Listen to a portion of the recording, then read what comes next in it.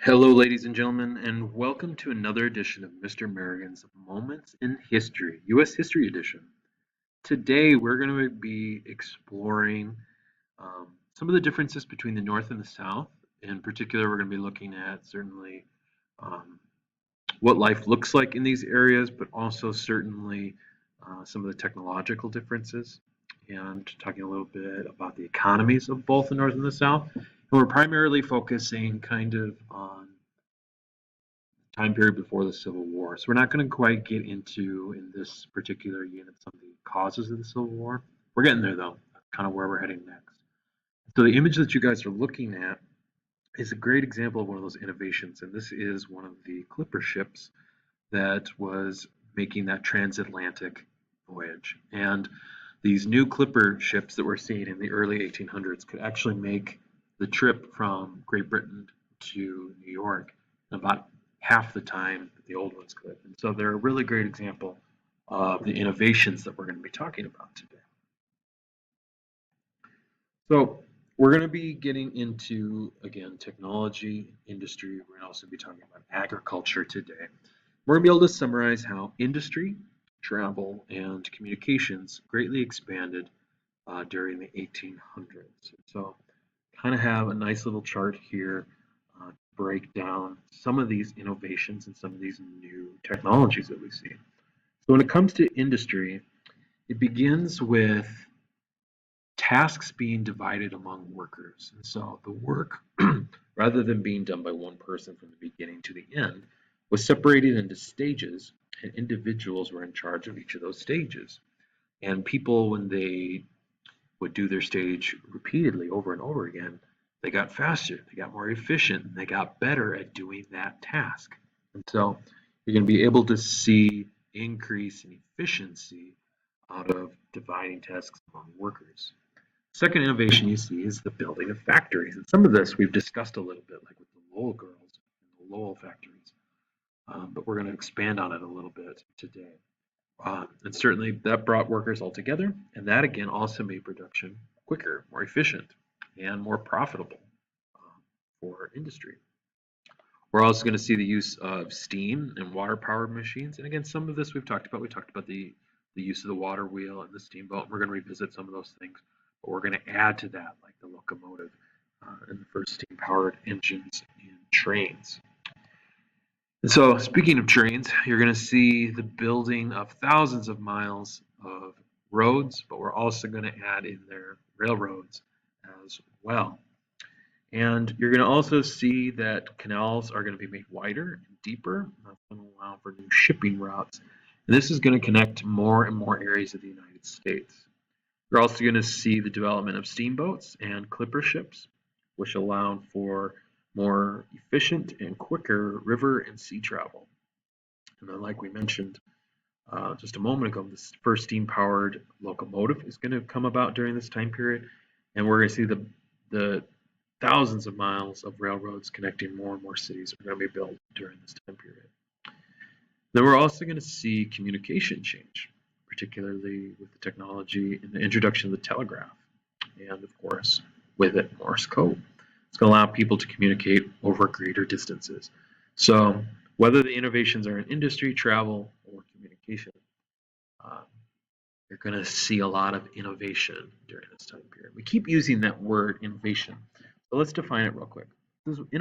Innovations are when you introduce something new. And so you're going to see a lot of innovations in technology as well as industry, and that's really going to change the way Americans live. And in particular, it's going to change the way they work, the way they travel, and the way they communicate. And so one of these innovators would be Elias Howe. He invented the sewing machine in 1846. And this is one of those things that changed industry. It's going to help workers produce clothing on a large scale and certainly much quicker than they used to be able to when these things were done by hand. They're also going to see some changes in transportation. Transportation greatly changed between the year 1800 and 1850. So, like we mentioned a little bit earlier, you're going to see the thousands of miles of railroads, railways, and canals are going to be built during this time period. Um, and this technological innovations are important for a variety of different reasons. It connects the different parts of the United States so people can live further west and still be connected to markets. You're going to see also that railways are going to play an important role in future events like the Civil War. It's going to be a massive disadvantage for the South that they don't have more railroads to move troops and goods like the um, Union is going to have. So that's going to be a major challenge for the Confederacy in the Civil War. But of course, you're also going to see other things like canals being built. Robert Fulton, who we talked a little bit about earlier, he's going to build the first steamboat in 1807. And so again, like we've discussed, you can go against the current now. And so rivers, canals can be used in both directions to utilize the movement of goods as well as people. Also, for those transatlantic trips, you're going to see improved clipper ships, and these ships are going to complete voyages from New York as well to Great Britain about half the time of the older models.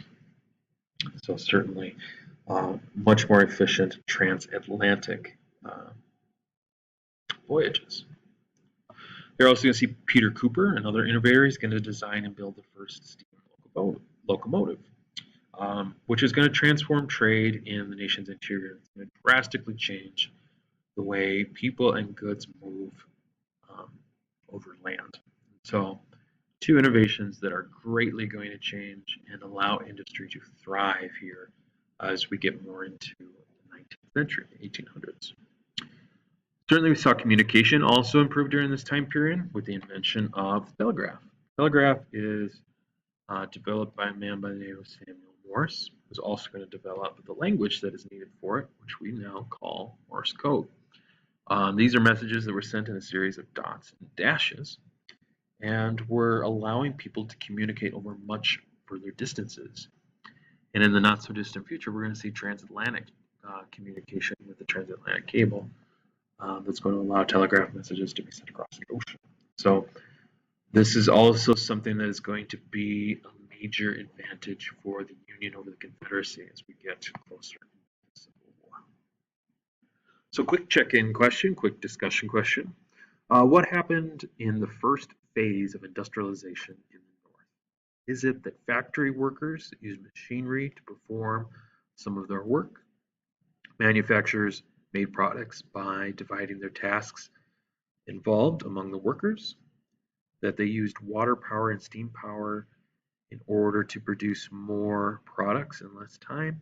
Or manufacturers built factories to bring specialized workers together? While all of these are certainly phases of industrialization, the first one, if you need to take a pause in the video to think about it for a second, by all means, please do. But that first step is that you divide up the work. And that, again, is going to allow people to be more specialized and become more efficient in their phase of the process. We're going to shift gears a little bit.